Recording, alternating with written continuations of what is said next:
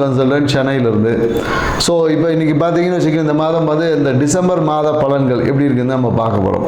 ஏன்னா டிசம்பர் மாதம் என்ன கிரக நிகழ்வுகள்லாம் பார்த்தீங்கன்னு வச்சுக்கிங்கன்னா, இந்த மாத தொடக்கத்திலே பார்த்தீங்கன்னா நம்ம இந்த கார்த்திகை தீபம் என்ற திருவிழாவோட தான் நம்ம இந்த மாதத்தையே தொடங்குறோம். ஏன்னா 2ஆம் தேதி பார்த்தீங்கன்னா அந்த கார்த்திகை தீபத்தை வந்து நம்ம கொண்டாட இருக்கோம். ஸோ மேலும் பார்த்தீங்கன்னு வச்சுக்கோங்க, இந்த காலகட்டம் பார்த்தீங்கன்னா கடந்த மாதத்துலலாம் கடந்த ஒரு 6 மாதமாக சனி வந்து வக்ரமாக இருந்தார். ஸோ அப்போ அந்த சனி வந்து வக்ர நிவர்த்தி ஆகக்கூடிய ஒரு வாய்ப்பு இருக்குது இந்த காலகட்டத்தில். ஸோ சனி வக்ரம் இருக்குது. ப்ளஸ் என்னென்னாக்கா குரு பகவான் வந்து கடகத்துலேருந்து மிதுன ராசிக்கு வரப்போகிறார். ஸோ இந்த மாதிரியான நிறைய கிரக மாற்றங்கள், கிரகத்துடைய தன்மைகளுடைய மாற்றங்கள் இந்த மாதத்தில் இருக்கிறதுனால இந்த டிசம்பர் மாத பலன்கள் வந்து நிறைய பேருக்கு ஏதோ ஒரு விதத்தில் ஒரு மாற்றத்தை கொடுக்கக்கூடிய ஒரு மாதமாக இந்த மாதம் அமைய போகிறது. ஸோ அதுதான் வந்து என்னென்னாக்கா அதுதான் இந்த மாதத்துடைய ஒரு நிறைய சிறப்பு அம்சங்கள். அதுக்கப்புறம் பார்த்திங்கன்னா மார்கழி மாதம் பார்த்திங்கன்னா நிறைய விரதங்கள்லாம் இருப்பாங்க. குறிப்பாக என்னென்னாக்கா மார்கழி மாதம் யாரெல்லாம் விரதம் இருக்கணும், ஏன்னா முன்னாடி பார்த்திங்கன்னு வச்சுக்கோங்க, மார்கழி மாதத்தில் நிறைய பேர் இந்த பூசணி பூ வச்சுருப்பாங்க. ஏன்னா திருமணம் ஆகாத பெண்கள் வந்து காலையில் விடிய காலையில் அந்த பூசணி பூவை வந்து வாசலில் வச்சு கோலம் போடுவாங்க. அப்போ அந்த திருமணம் வந்து அந்த நிகழ்வு என்பது நடக்கும். ஸோ அதுவே ஒரு பரிகாரமாக இருந்தது. ஏன்னா திருமணத்துக்கு ஏன்னா அப்போ பார்த்தீங்கன்னு வச்சுங்களேன், பெருமாள் ஒய்ஃபு பேர் என்ன, திருப்பாவைப்படுவாங்க, ஆண்டாளா. ஓகே. ஸோ ஏன்னா மார்கழி மாதம் என்னன்னாக்கா ஆண்டாள் வந்து இந்த திருப்பாவையை பாடி பெருமாளுடைய அருளை பெறதுக்கு திருப்பாவை படம். அப்போ என்னன்னாக்கா தன் கணவரை அடைவதற்காக அந்த ஒரு நிகழ்வை வந்து செஞ்சு. அப்போ என்னன்னாக்கா இந்த டிசம்பர் மாதத்தில் நாம் அந்த மார்கழியில் இந்த நிகழ்வை நாம் செய்யும் போது முன்னாடி நிறையவே இப்போ பூசணிக்காயை காணோம், பூசணி பூவையும் காணோம். அந்த பூசணி பூவை வைத்து நீங்கள் வந்து அந்த காலையில் பிரம்ம முகூர்த்தத்தில் ஒரு கோலம் போட்டு, ஏன்னா நிறைய பேர் என்னென்னாக்கா கோலத்தை நைட்டே போட்டு வச்சுருவாங்க. ஸோ அதுக்கு அதாவது எந்த காலத்தில் எதை செய்ய வேண்டுமோ அந்த காலம் என்பது ரொம்ப முக்கியமானது. இப்போ நம்ம என்னக்கா நைட்டு விடிய காலையில் எழுந்திரி சோம்பேறித்தனம் போட்டு நைட்டு தூங்கும் போது கோலத்தை போடுறோம். அது வந்து பலன் தராது. ஏன்னா காலையில் பிரம்ம முகூர்த்தத்தில் பார்த்தீங்கன்னா நம்மளுடைய அந்த ஓசோன் மண்டலம் வந்து ரொம்ப நம்ம பூமிக்கு நேரில் இருக்கும். அப்போ வந்து நமக்கு கிடைக்கக்கூடிய காற்று வந்து நமக்கு வந்து ஆக்சிஜனை வந்து தரமான பிராணஜனை நம்ம சுவாசிக்கும் போது ஆக்சிஜன் O2 போயிட்டு உள்ள O3 மாறும். புரியுதுங்களா? இந்த ஒரு நிகழ்வு நடக்கும். அப்போது இந்த O3 வந்து அதிகமாக அந்த காலகட்டத்தில் நமக்கு கிடைக்கும் அப்படின்ற ஒரு அறிவியல் தன்மையும் இதில் இருக்குது. அதனால தான் மார்கழி மாதம் நிறைய சிறப்புகளோடு. அப்போது திருமணம் தள்ளி போகக்கூடிய நிறைய பெண்கள் இந்த காலகட்டத்தில் நீங்கள் அந்த பூசணி பூவை வச்சு அந்த சாணி மேலே பூசணி பூ வச்சு கோலம் போட்டு நீங்கள் வரும்போது உங்கள் வாழ்க்கையில் அந்த திருமணத்திற்கான அந்த ஒரு தன்மை வந்து உங்ககிட்ட மேலோங்கும். அப்போது நீங்கள் எதிர்பார்த்த அந்த ஒரு வரன், கணவன், வாழ்க்கை துணை என்பது சிறப்பான ஒரு வாழ்க்கை துணை அமையும் என்பதில் இதுக்குள்ள ஒரு ஆன்மீகம் இருக்கு, அறிவியல் சார்ந்த தன்மைகளும் இருக்கு என்ற நுட்பத்தை புரிந்து, ஏன்னா எந்தெந்த காலகட்டத்தில் ஒரு விஷயத்தை செய்ய சொல்லியிருக்கோம் அந்த காலகட்டத்தில் நாம் செய்வது தான் சிறப்பான தன்மை. ஏன்னா இன்னைக்கு நாம் அட்வான்ஸ் வேர்ல்டு இருக்கும். ஏன்னா இப்போ இருக்கிறதே வந்து பார்த்திங்கன்னா ஒரு என்ன சொல்வது, ஒரு கார்ப்பரேட் வேர்ல்டு, ஒரு சிஸ்டமேட்டிக் வேர்ல்டு. எல்லாமே நம்ம வந்து இயற்கையை விட்டு செயற்கையான தன்மைக்குள்ளே தான் ஆய்வுகள் நிறைய போயிட்டுருக்கு. அப்போ இயற்கை தன்மையில் இருக்கக்கூடிய ரகசியங்களை உணர்ந்தால் மட்டும்தான் நம்மளால் அந்த இறைத்தன்மையோட ஆன்மீகத்தில் சிறப்பாக பயணிக்க முடியும் என்ற தகவலோட இந்த டிசம்பர் மாதம் கிரக நகர்வுக்கு ஏற்ற மாதிரி, கிரக தன்மைக்கு ஏற்ற மாதிரி ஒவ்வொருத்தருக்கு எப்படி பலன் இருக்குன்றத டீட்டெயிலாக பார்க்கலாம். வாங்க வீடியோ கொடுக்கலாம்.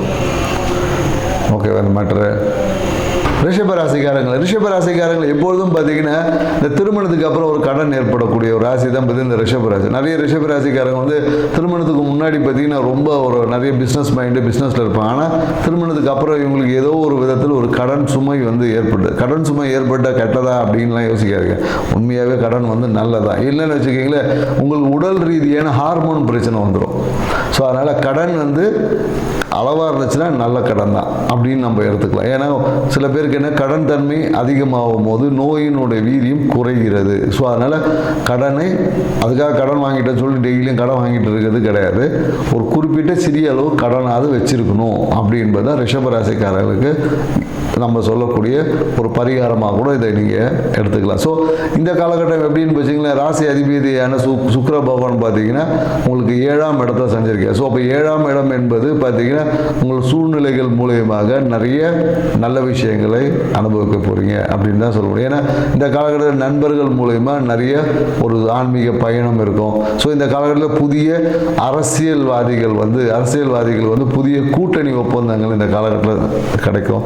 இல்லை நிறைய பேர் அரசியலில் போய் நண்பர் போய் இழுத்துட்டு போய் வாடா நான் அரசியலில் சேர்த்து விட்றேன்னு சொல்லிட்டு எங்கேயாவது போய் எவனாவது ஒரு கட்சிக்காரங்க கூட போய் ஏதாவது ஒரு அரசியலில் போய் சேரக்கூடிய வாய்ப்பு இருக்கும்.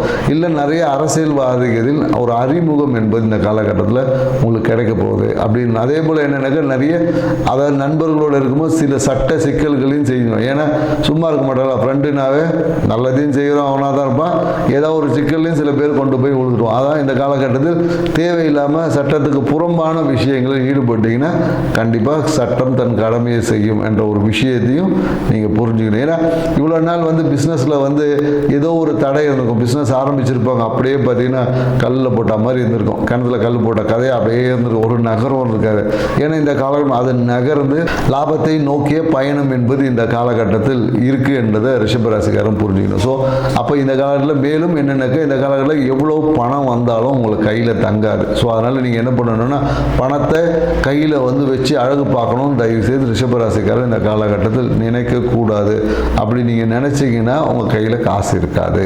ஸோ அப்போ கையில் காசு வந்த உடனே உங்களுடைய கணவர் திருமணமாக இருந்தால் உங்கள் மனைவி கிட்ட கொடுத்து ஏம்மா அவங்க அக்கௌண்ட்டில் போட்டு வச்சுக்கோ, சேவ் பண்ணி வச்சுக்கோ அப்படின்னு சொல்லிட்டு சொல்லணும். ஏன்னா உங்கள் மனைவி உங்களுக்கு மேலே ஒரு லக்ஸரியாக இருப்பாங்க. ஏன்னா ரிஷபராசிக்காரங்க மனைவி எல்லாருமே பார்த்தீங்கன்னா எப்போதும் சேவிங் பண்ணக்கூடிய ஒரு மன ஆற்றல் அவங்களுக்கு எப்போதும் இருக்கும். நீங்கள் எந்த ரிஷபராசியார் அவங்க என்ன ராசியாகனா இருக்கட்டும், ஆனால் ரிஷபராசிக்காரர்கள் வரக்கூடிய ஒரு வாழ்க்கை துணை அது கணவன் மனைவி எப்படி இருந்தாலும் சரி அவங்க எப்போதும் பணத்தை சேமித்து வைக்கக்கூடிய ஒரு நபராக இருப்பாங்க. ஸோ அதுவே உங்களுக்கு மிகப்பெரிய ஒரு வரம்.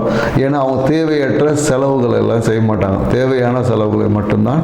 சரி, அதுவும் என்னென்னா குழந்தைகள் நலனுக்காக தான் அதிகமாக சேமித்து வைப்பாங்க. ஸோ அவங்களோட சேமிப்பு எல்லாமே குழந்தைகளோட எதிர்கால திட்டங்களை அனுசரித்து தான் இருக்கும். ஸோ அதனால் ரிஷபராசிக்காரர் உங்களுக்கு பணம் வந்தால் உங்கள் கையில் இருக்காது. நீங்கள் கேட்டால் நான் அதை பண்ணுறேன் இதை பண்ணுறேன் ஏதாவது ஒரு கதையை விட்டு இருக்கிறதெல்லாம் காலி பண்ணிவிடுவீங்க. ஸோ அதனால் இந்த காலகட்டத்தில் கையிருப்பை கொண்டு போய் மனைவி கிட்ட கொடுத்துட்டு உங்களுக்கு தேவையான ஏதாவது ஒரு சிறு தொகையை மட்டும் எப்போதும் கையில் வச்சுக்கோங்க.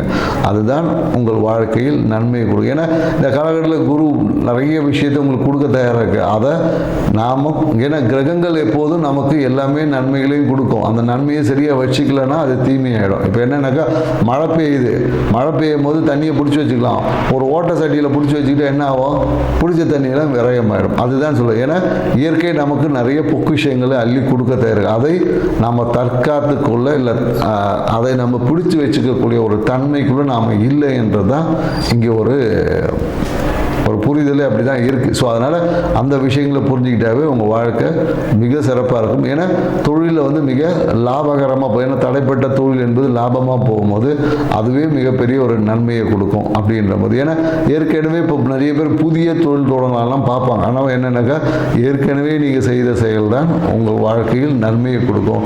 நீங்கள் போய் புதுசாக ஆரம்பிக்கிறேன்னு ஏதோ ஒன்று ஆரம்பிச்சிங்கனாலும் அது உங்களுக்கு நன்மை.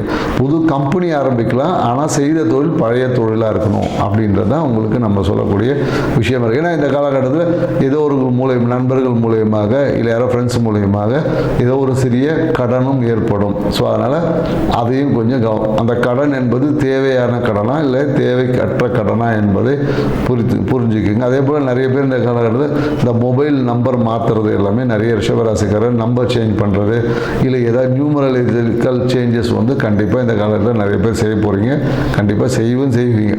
ஸோ இந்த கால காலகட்டத்தில் என்னென்ன எதிர்பாராத திடீர் தன வரவுகள் என்பது இருக்கும்.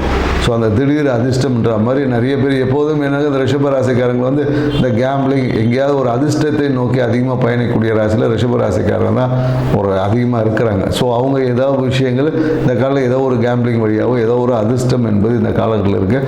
தொழில் சார்ந்த விஷயத்தில் தொழிலை விரிவாக்கம் செய்கிறேன்னு சொல்லிட்டு பெரிய முதலீடுகள் எல்லாம் நீங்கள் இந்த காலத்தில் போடக்கூடாது. முதலீடுகளை பெருசாக போட்டிங்கன்னா உங்கள் தொழில் வந்து சிறுசாக தான் லாபம் வரும்.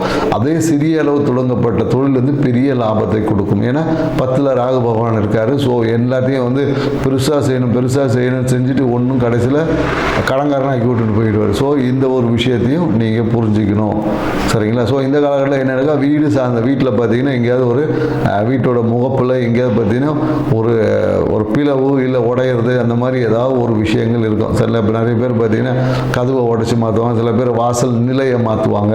ஸோ சில பேர் என்னென்னா அந்த வடக்கு பக்கம் ஜன்னலை இல்லைன்னு சொல்கிற ஜன்னலை உடைச்சி இந்த வாஸ்து சார்ந்த விஷயங்கள் கண்டிப்பாக கிழக்கு வடக்கு சைடில் ஏதோ ஒரு மாற்றங்களை வீட்டில் நிகழ்த்தக்கூடிய வாய்ப்புகளுக்கு நிகழ்த்தி இருப்பீங்க. மேலும் இந்த காலகட்டம் உங்கள் வாழ்க்கையில் கவனமாகவும் அதே போல் தொழிலில் உச்சத்தை அடையக்கூடிய காலமாற்றமாக இருக்குது. ஸோ ஹாப்பியாக இருங்க.